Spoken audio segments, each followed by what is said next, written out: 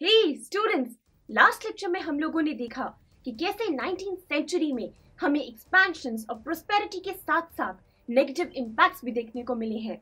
अगर 19th century में कुछ लोगों ने काफी पैसे कमाए हैं तो दोस्तों पुअर लोगों ने और ज्यादा गरीबी का सामना भी किया है। चलिए आज के लेक्चर में हम इंडिया पर ध्यान देंगे और पता लगाएंगे कि आखिर 19th सेंचुरी में हमारे नेशन में किस टाइप के इम्पैक्ट्स देखने को मिले हैं।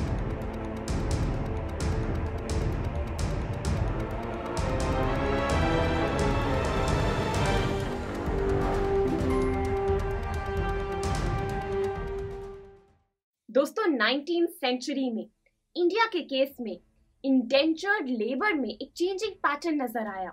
आपकी नॉलेज के लिए मैं बताना चाहूंगी फ्रेंड्स कि इंडेंचर्ड लेबर एक तरह की बॉन्डेड लेबर होती है जिसमें वर्कर्स के साथ कॉन्ट्रैक्ट किया जाता है कि उन्हें किसी भी दूसरी लोकेशन पर ले जाकर टी प्लांटेशंस, माइनिंग या फिर कंस्ट्रक्शन साइट्स पर एक स्पेसिफाइड टाइम पीरियड के लिए काम कराया जाएगा। तब दोस्तों 19th सेंचुरी के समय ये जो इंडेंचर्ड लेबर का कॉन्सेप्ट था ये काफी कॉमन था। तब इंडिया से मेनली उत्तर प्रदेश, बिहार और यहाँ तक कि तमिलनाडु से पुअर वर्कर्स को हायर किया जाता और उन्हें किसी भी दूसरी लोकेशन पर भेज दिया जाता एक स्पेसिफाइड टाइम पीरियड के लिए।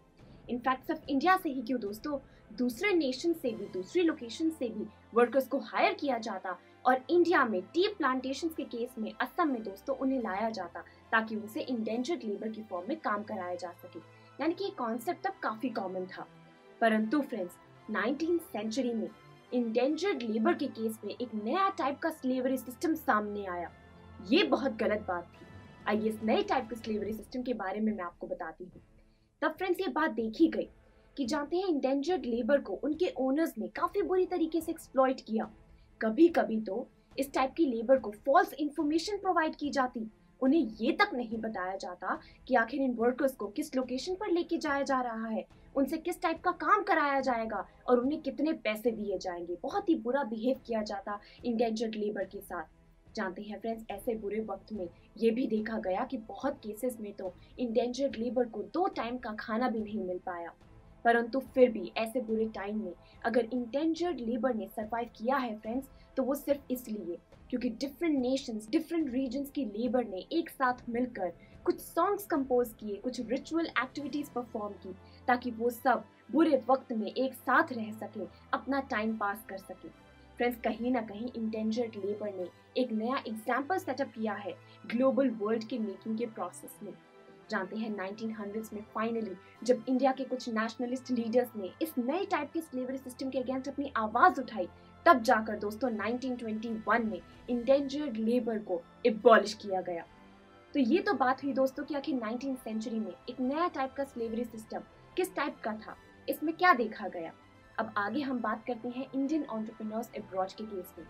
हम सब जानते हैं स्टूडेंट्स कि 19th सेंचुरी में जब कॉर्न लॉज को एबॉलिश किया गया तो बहुत सारे डिफरेंट नेशंस में कल्टीवेशन को बढ़ा दिया गया।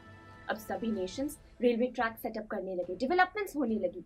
इस नई टाइप के डेवलपमेंट्स में कैपिटल नीड सामने आई। हर एक एक्टिविटी को परफॉर्म करने के लिए पैसों की जरूरत थी। ऐसे वक्त में दोस्तों इंडिया के 2 ग्रुप सामने आए। एक तो शिकारीपुरी श्रॉफ्स और दूसरा दोस्तों नट्टू कोटाई चेटियार्स। ये दोनों ग्रुप्स फ्रेंड्स बैंकर्स और ट्रेडर्स का रोल प्ले करते थे। ये एक्सपोर्ट एग्रीकल्चर के केस में फाइनेंस प्रोवाइड करते, वो भी काफी सोफिस्टिकेटेड तरीके से, बहुत ही सिस्टमैटिक तरीके से। इसलिए तब ये दोनों ग्रुप्स काफी पॉपुलर हुए।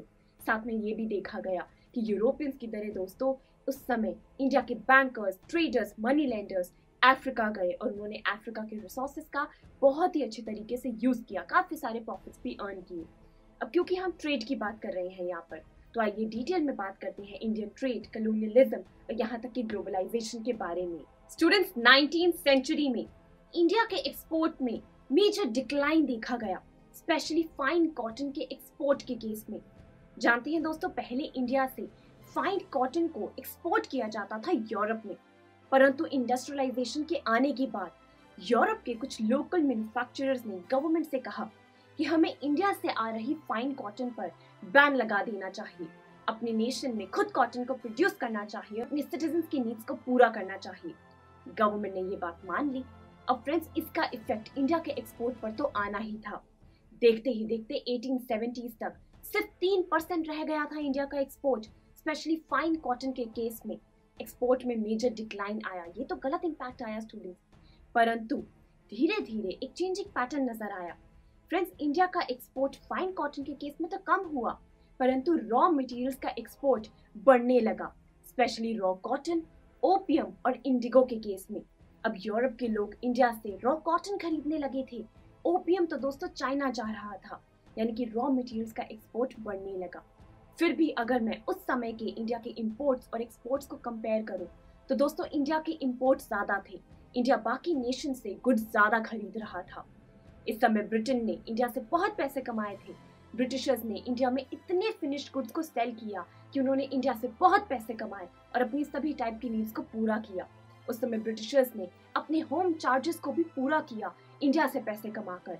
दोस्तों, यहाँ पर होम चार्जेस से मेरा मतलब ये है कि जैसे कि रिटायर्ड ऑफिसर्स को पेंशन्स पे करना या फिर अपने पुराने लोन को चुका देना, यानी कि ब्रिटिशर्स ने अपनी हर टाइप की नीड्स को उस समय पूरा किया इंडिया से पैसे कमाकर। ये तो दोस्तों बात हो गई 19th सेंचुरी की।